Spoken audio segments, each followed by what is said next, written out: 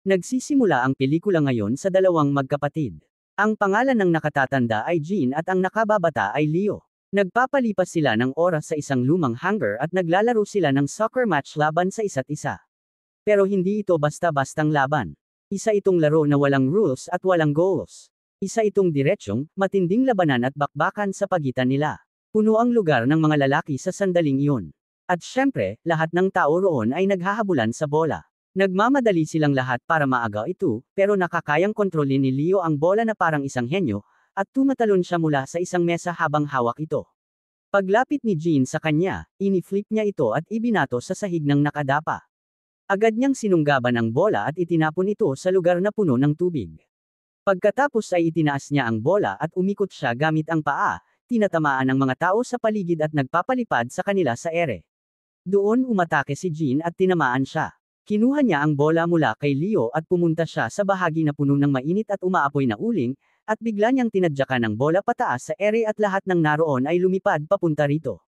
Dahil sa lakas ng banggaan nila, lahat ng players ay bumagsak diretso sa mga baga. Doon kinuha ni Leo ang bola at madali niyang sinimulang tirahin ang mga players sa paligid gamit iyon hanggang sa sip-a ni Jean ang nagliliyab na uling gamit ang paa at ihagis ito kay Leo. Akala ni Jean na panalo na siya sa laro, pero nagulat siya nang paluan siya ni Leo ng isang bakal na tubo. Kumuha si Leo ng gas can at agad na nadikitan ng apoy si Jean.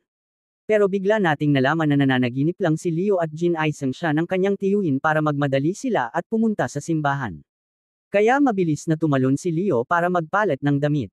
Doon natin nakita ang lumang litrato ni Jean at Leo na magkasama. Pero para malaman ang kwento nila, kailangan nating ibalik ng kaunti ang oras.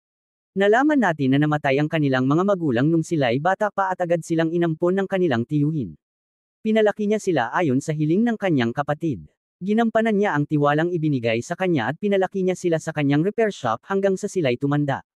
Nagsimula silang magbigay sa kanya ng kaunting problema, pero sa parehong panahon ay naging matitino silang lalaki at sila na rin ang tumutulong sa trabaho hanggang sa isang araw nagpa siya ang magkapatid na patulugin ang kanilang tiyuhin sa tulong ng maliit na demonyo na si Leo.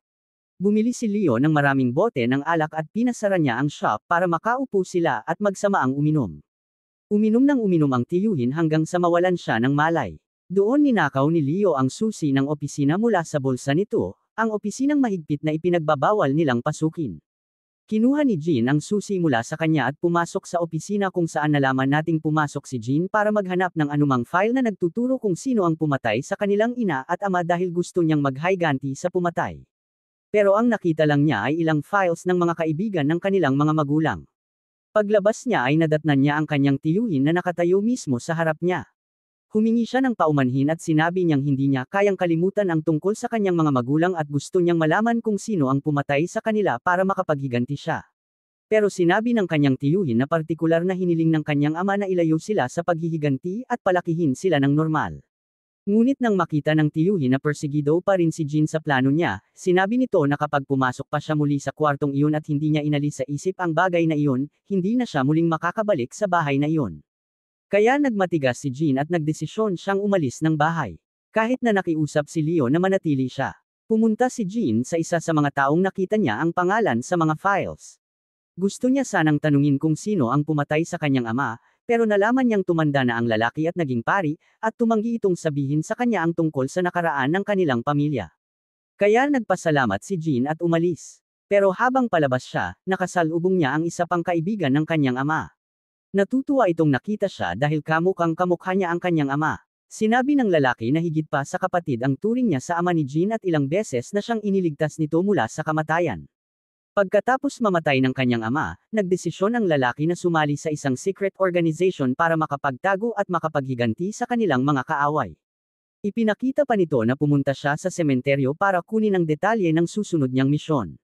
Namangha si Jean at hiniling niyang tumira kasama niya at turuan siya ng lahat. Pumayag ang lalaki at talagang tinanggap siya at sinanay siya sa pinakamataas na antas. Isinama pa siya nito sa pinakamahihirap na misyon. Ngunit isang araw, inatake sila ng isang delikadong gang at nagpa siya ang kaibigan ng kanyang ama na isakripisyo ang sarili para makaligtas si Jean. Pero imbes na tumukot at lumayo sa mapanganib na trabahong iyon, mas lalo pang nagdesisyon si Jean na sundan ang landas ng lalaki. Kinuha pa niya ang susunod na misyon. Agad siyang nagpunta at tinambo niya ang isang napakadelikadong gang hanggang sa mahuli niya ang kanilang leader at tinakot niya itong papatayin kung tatakbo ito sa eleksyon. Natakot ang leader at pumayag sa lahat ng gusto niya. Kumalma si Jean at aalis na sana, ngunit nakita niyang may pagtatangkang manloko ang leader kaya binaril niya ito sa ulo.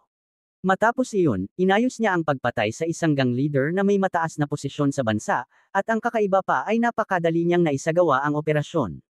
Habang pinipinid niya ang mundo ng kriminalidad at nagiging isang high-level na hitman, nalaman niyang malungkot ang kanyang tiyuhin sa pag-alis niya. Lagi itong umiinom para makalimot at lagi namang naaawa si Leo sa kanya hanggang sa isang araw nagpasya siyang pumasok sa opisina para malaman ang sikreto ng kanyang tiyuhin. Doon nakita ni Leo ang ilang videotapes, pinanood niya ang isa at nalaman niyang secret agents pala ang kanyang mga magulang. Napanood pa niya ang video kung saan sinasanay ng kanyang ama ang kanyang tiyuhin sa pakikipaglaban. Gustong-gusto ni Leo ang galaw ng kanyang ama at nagsanay siya ng gusto ng hindi alam ng tiyuhin hanggang sa umabot siya sa mataas na antas. Pagkatapos noon, lumipat siya sa pagsasanay sa baril at pagbaril ng may mataas na accuracy. Pero habang nanunood siya at nagsasanay, pumasok ang kanyang tiyuhin at sobrang nagalit ito. Nagsimulang umiyak ang tiyuhin dahil pakiramdam niya ay nabigo siyang palakihin sila ng maayos o sa madaling salita, hindi niya natupad ang hiling ng kanyang kapatid. Gusto ng kanyang kapatid na lumaki ang mga bata na parang normal na tao at malayo sa mundo ng krimen dahil natatakot ito para sa kanila. Natatakot ang tiyuhin na baka lumayas din si Leo tulad ni Jean. Ngunit lumuhad si Leo at hinalikan ang kanyang paa at ipinangakong hindi na siya papasok sa silid at kakalimutan niya ang lahat ng natutunan niya. Sa kabilang banda, may isang magandang babae na nagngangalang Sue, at nalaman natin na apo siya ng isa sa pinakamakapangyarihang politiko sa bansa. Mukhang may nagawa itong mali at napahamak si Sue kaya nagpadala siya ng maraming tao para bantayan siya. Pero hindi sapat ang kanyang mga tauhan dahil nagpadala hanggang ng isang professional sniper para patayin siya. Mabilis nitong tinamba ang mga gwardya at sinimulang habulin si Sue. Sa sandaling iyon, lumitaw si Jean sa harap niya at binaril niya ang sniper sa braso. Hinablat niya si Sue at tumakbo ng mabilis, pero natakot din si Sue sa kanya at gusto siyang tumakas kaya tinamaan siya ni Jean ng malakas at nawalan siya ng malay. Nagising ang sniper at tumakbo para habulin sila, pero nakita niyang nahuhulog si Sue kaya inilabas niya ang baril upang patayin ito at tapusin ang misyon. Ngunit sinorpresa siya ni Jean ng isang putok sa ulo. Kinuha niya si Sue at umalis kasama niya. Sa oras na iyon, may isang misteryosang babae na kausap ang gang leader na nagpadala ng sniper. Ang pangalan nito ay Xiao at galit na galit ang babae dahil nabigo ang kanyang tao. Nangako si Xiao na siya mismo ang aayos ng problema. At nalaman nating may dalawang anak si Xiao. Ang una ay laging galit at mahilig sa dugo at pagpatay. Ang pangalan niya ay Bod at nakita natin siya kasama ang kanyang girlfriend habang hawak nila ang isang lalaki at ang girlfriend nito at malamig nilang pinatay ang mga ito. Ang ikalawa namang anak ay si Salungguhit at isa siyang malaking pagkabigo dahil wala siyang natatapos na misyon na ibinibigay ni Xiao. Nainis si BOD at hiningi niya kay Xiao na siya na ang pagtiwalaan. Ipinangako niyang papatayin niya si Sue at ang lolo nito ng sabay. Sa sandaling iyon, nagising si Sue mula sa koma at nakita niyang nakakulong siya sa isang bahay. Agad siyang tumayo upang tumakas pero pinigilan siya ni Jean at sinabi nitong kasama niya siya para protektahan siya. Nang tanungin niya kung sino ang nag-utos sa kanya, sinabi ni Jean na naatasan lang siya sa misyon nang hindi alam kung sino ang nasa likod nito. Nagdesisyon si Sue na tawagan ang kanyang lolo para kumpirmahin ang lahat, at nalaman nga niyang nagsasabi ng totoo si Jean. Tiniyak ng kanyang lolo na ligtas siya at nalaman nito kung saan sila nananatili.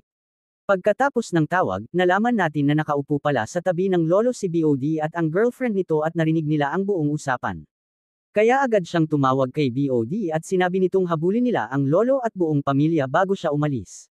Makalipas ang ilang sandali, nakarinig si Jean ng ingay sa kalye at nang tumingin siya, nakita niyang papalapit sina BOD at ang mga tauhan nito papunta sa bahay. Kaya mabilis niyang hinatak si Sue at agad silang lumabas ng apartment. Pagpasok ni BOD at ng mga tauhan niya sa bahay, bumalik si Jean at tinapos ang mga gwardyang nasa tabi ng sasakyan. Narinig ni BOD ang mga putok kaya inutusan niya ang kanyang mga tao na habulin sila anuman ang mangyari. Pero tumatakbo na ng mabilis sina Jean at Sue. Tumakbo sila mula kalye hanggang sa kasamaang palad, nabaril si Jean at natamba. Nagpatuloy si Sue sa pagtakbo hanggang sa nahulog siya sa kamay ng dalawang lalaking mukhang kainahinala. Aatake sana sila sa kanya pero dumating si Jean sa huling segundo at itinutok ang kanyang baril sa mga ito. Nagkubli sila sa bahay ng dalawang lalaki hanggang sa makaalis sina BOD at ang kanyang mga tauhan sa lugar. Nanatili sila roon buong magdamag, at kinabukasan, nagising si Sue at nakita niyang natutulog si Jean sa isang upuan at ang baril ay nasa kanyang tiyan. Agad niya itong kinuha at itinutok sa ulo ni Jean dahil natatakot pa rin siya at gusto niyang malaman kung sino ang nag-utos kay Jean na protektahan siya. Sinabi ni Jean na may kumuha sa kanya para protektahan si Sue at nagpadala sila ng isa pang lalaki para patayin siya at ibintang ang krimen kay Jean para mailigpit siya. Sinabi niyang ang bala na tinama sa kanya kahapon ang pinakamalaking patunay dahil tinanggap niya iyon para protektahan si Sue. Nagsimula ng magtiwala si Sue ng kaunti kaya lumabas sila para umalis. Pero sinalubong sila ng dalawang lalaki na kagagaling lang sa labas kasama ang isa pang babae at plano nilang magpalipas ng araw ng magkasama. Nagpasya si Jean na ipagpalit ni Sue ang suot nito sa babae upang hindi siya makilala ng mga kasapi hanggang paglabas nila. Ngunit sa kasamaang palad, pagdating nila sa bahay ng lolo ni Sue, nagulat sila dahil patay na ito at napapalibutan ng mga tao ng girlfriend ni BOD ang lugar. At bago pa man matapos ng girlfriend ni BOD si Sue, may hinagi si Jean sa kanya at agad niyang hinatak si Sue at tumakbo sila ng mabilis. Dinala siya ni Sue at nagtago sila sa isang maliit na lugar, pero sinundan pa rin sila ng mga tauhan ni BOD. Doon umatake si Jean na parang halimaw at isa-isa niyang tinapos ang mga ito ng marahas. Hinawakan pa niya ang ulo ng isa at inumpog ito sa isang umaandar na bentilador. Pagkatapos ay kumuha siya ng kutsilyo at pinaire-piraso ang isa, at tinusok pa niya ito sa ulo. Pagkatapos noon ay kumuha siya ng maso at pinagwawasak ang kanilang mga mukha. Sa huli, kinuha niya ang isang metal chain at ibinalot sa leeg ng tatlo at sabay-sabay niya itong sinakal. Ngunit pagkatapos niyang tapusin sila, nakita niya ang girlfriend ni BOD at isang lalaki na hawak si Sue. Agad siyang pumasok at tinapos ang gwardya at nakipaglaban siya ng matindi sa girlfriend ni BOD. Nakuha nitong magkaroon ng upper hand gamit ang mataas na kasanayan at kinuha nito ang isang espada at mabilis na inatake si Sue. Pero tumayo si Jean sa harap ni Sue sa huling segundo at tinanggap niya ang saksak na para sana kay Sue. Patuloy siyang sinaksak ng girlfriend ni BOD gamit ang buong lakas para tamaan silang dalawa at tapusin sila. Pero kinaya ni Jean ang sakit at agad siyang bumalikwas at sinaksak niya ito sa leeg gamit ang espada, saka siya tumakbo palapit at itinarak ang espada sa tiyan nito at tinapos din niya ito. Pagkatapos ng lahat, dinala siya ni Sue at umalis sila. Makalipas ang kaunting sandali, dumating si BOD at syempre nagulat siya nang makita ang bangkay ng kanyang girlfriend. Kasabay nito, nalaman natin na dinala pala ni Sue si Jean sa isang matandang Chinese doctor para gamutin siya. Ngunit sa kasamaang palad, sinusundan pala sila ni Na, Salungguhit, at ng kanyang mga tauhan, pero doon din natin nalaman na ang Chinese doctor ay isang napakahusay na kung fu master. Lumabas ito at inatake si Na, Salungguhit, at ang kanyang mga tauhan at nagawa pa niyang talunin sila gamit ang lakas at galing niya hanggang sa nagpas siyang tumakbo si Salungguhit at iwan ang kanyang mga tauhan. Pagkatapos noon, pumasok ang doktor para gamutin si Jean at makikita nating sobrang nag-aalala si Sue dahil sa kalagayan ni Jean, ang sinumang may ganoong tinding mga sugat ay dapat ay namatay na agad. Pero muli na namang iniligtas siya ng tadhana. Kinabukasan, kailangan nilang umalis at magtago sa ibang ligtas na lugar hanggang sa gumaling si Jean. At ang tanging ligtas na lugar na naisip niya ay ang bahay ng kanyang tito. Kaya agad silang pumunta roon.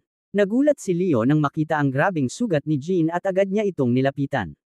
Ngunit ang tito nila ay nanatiling nakatayo, tulala, habang pinapanood siyang nahihirapan. Hindi niya alam kung papapasukin ba niya ito para gamutin o palayasin para maprotektahan si Leo. Pero sa huli, wala siyang sinabi at umalis na lamang. Pumasok si Leo para tingnan ang kalagayan ni Jean at tinanong ni Jean kung kumusta sila ng kanyang tito. Tiniyak ni Leo na ayos lang siya, ngunit ang tito nila ay wasak na wasak simula nang umalis si Jean.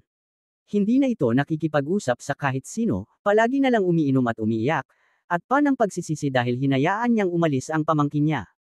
Kinagabihan, nakita ni Sue na hindi makatulog si Jean kaya lumabas siya para samahan ito at nagpasalamat siya sa pagligtas nito sa kanyang buhay. Kinabukasan, nakita niyang palabas si Leo kaya kinausap niya ito at pinilit siyang isama. Sinabi ni Leo na magagalit si Jean, pero nagpumilit si Sue at tiniyak niyang siya ang bahala kapag bumalik sila. Natuwa si Leo at dinala niya si Sue para kumain sa labas at malinaw na nahuhulog na ang loob niya sa kanya. Sinamantala pa niya ang sitwasyon at sinabi kay Sue na delikado ang buhay niya pero may dalawang gwardya na proteksyon niya, at ang pangalawang gwardya ay gwapo at may in love daw siya rito. Nagpatuloy sila sa tawanan at kulitan, hindi nila alam na pinapanood sila mula sa malayo ng isa sa mga tauhan ni Xiao. Pagkatapos noon, binigyan ng doktor si Jean ng inumin para mas mabilis itong gumaling. At pagkalipas lamang ng ilang segundo, nakita niya sina Leo at Sue na papasok. Nagalit si Jean at tumayo para sigawan sila. Pero biglang dumating ang tito nila. Nagpa siya itong ikwento sa kanila ang nakaraan ng kanilang mama at papa. Sila ay mga secret agent na nagtatrabaho para sa pulis at nakikipaglaban sa isang big-time smuggler sa bansa. Ipinagpatuloy ng tito ang kwento at sinabi niyang nagawa ng kanilang ama na guluhin ang pinakamalaking operasyon sa kasaysayan nito. Pero nang walang anumang babala, inatake ng gang ang bahay. Noong oras na iyon, tinulungan ng kanilang ama ang tiyuhin na makatakas at sinabi niya rito na ay lahad ang kanilang krimen habang siya at ang asawa niya ang haharap sa pag-atake ng kalaban, pero sa kasamaang palad, namatay sila ng malagim. Doon nalaman ni Jean at Leo ang buong katotohanan. Kasabay nito, kausap ni Xiao ang negosyanteng babae na gustong alisin si Sue, at nagpa siya itong magdagdag ng 25 milyon kapalit ng pagdadala sa kanya ng buhay. Sinabi naman ni Xiao na babalikan niya ang kanyang mga alaala at siya mismo ang gagawa ng operasyon. At pagkatapos noon, pinapante niya ang kanyang mga tauhan para atakihin si Jean. Agad namang sinabi ni Jean kay Sue na tumakas kasama si Leo, at sinabihan silang mauna na sa istasyon ng tren. Samantala, kinuha ng tiyuhin ang doktor at tumakas sila sa kotse papunta sa kabilang direksyon. Pero si Jean, nanatili sa loob ng bahay. At pagpasok ng mga tauhan ni Xiao, agad niya silang inatake ng buong lakas at tinapos isa-isa. Sa oras na iyon, nagulat sina Leo at Sue nang makita nilang nasa tren din si BOD at ang kanyang mga tauhan. At nang makita sila ni BOD, agad inatake ni Leo ang mga ito parang isang cheetah, tuloy-tuloy sa pagtalon at paghampas ng buong lakas. Bigla niyang kinuha ang isang hita ng manok at inuntog iyon sa ulo ng isa, at gamit ang matulis na bahagi nito ay pinagtatagan niya ang kalaban ng walang awa. Pero sa kasamaang palad, binaril siya ni BOD kaya napilitan siyang magtago.